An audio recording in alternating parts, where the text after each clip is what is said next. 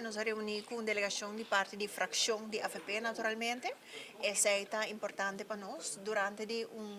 tratamento eigenlijk de reunião que nós estamos tendo em parlamento, assim que nós permitimos que nós lo sinta com e maneira que o recesso passa, nós indicamos se que estamos tendo recesso e depois de sair nós sinta com essa é a passa a de uma reunião sumamente informativo, caminho que nós informação que talvez a nós não está de lo qual a maneira que não está operar e para nós é importante para nós como na começar que a situação com ela cambia eigenlijk e como está andando agora aqui não.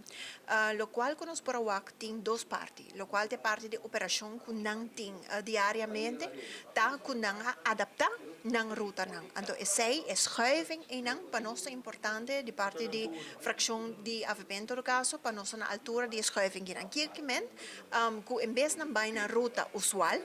no momento que está ser diferente ruta, não vai quis outra ruta. Pero em dado caso é que botinho spreek af, botinho palabra entre a turna quem está vai na onda para não criar pressão de eu repito bisa 5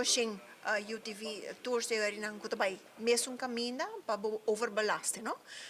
dus esse também para boa que depois trobe boda volver a uma situação que não está deseja não preocupação tá também bambisa dado caso que não será mais hopi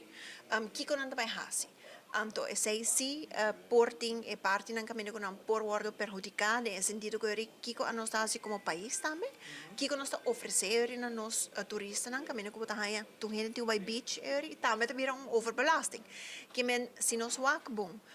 o percentagem também caminho que está 0,5% de tour e auto na Aruba, em todo caso, está e UTV não que está 5%, lo qual é uma coisa registrar e que tem permisso, so tem parte também que nota bisa sunang kuta ilegal kuta correndo também então sei também me se guardo aangepakt na me se guardo bisa parte que não reforçar de qual te parte controle e se bossa que está passando tem indicação de onde está na me se guardo aangesproken e sacar voor die regulação